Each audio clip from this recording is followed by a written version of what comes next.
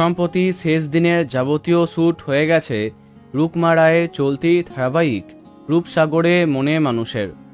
বাংলা টেলিভিশনের জনপ্রিয় প্রধান নায়িকা রুকমা, মাঝে দু একটি ধারাবাহিকে তাকে নেগেটিভ চরিত্রে দেখা যায়।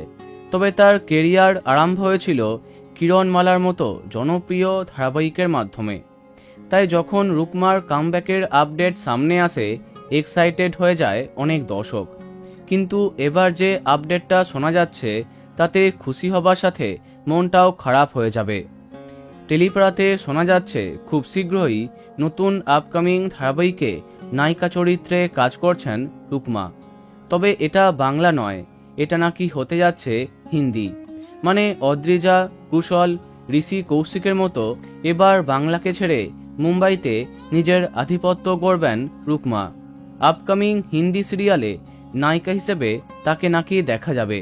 তবে তার নায়ককে, প্রোডাকশন কি, এইসব জানা যায়নি। টেলিপাড়াতে জোর গুঞ্জন আসছে অভিনেত্রী রুকমা রায়ের নতুন হিন্দি সিরিয়াল। এটা ভালো খবর হবার সাথে রুকমার দর্শকের জন্য মন খারাপের খবর। কেননা যদি এটা সত্যি হয় তাহলে রুকমাকে আর হয়তো দেখা যাবে না বাংলা টিভি সিরিয়ালে। এখন দেখা যাক কি হয়, কি আপডেট সামনে আসে।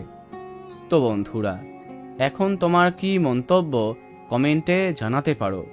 ভিডিওটি লাইক এবং শেয়ার করো।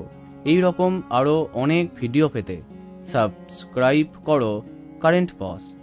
ধন্যবাদ।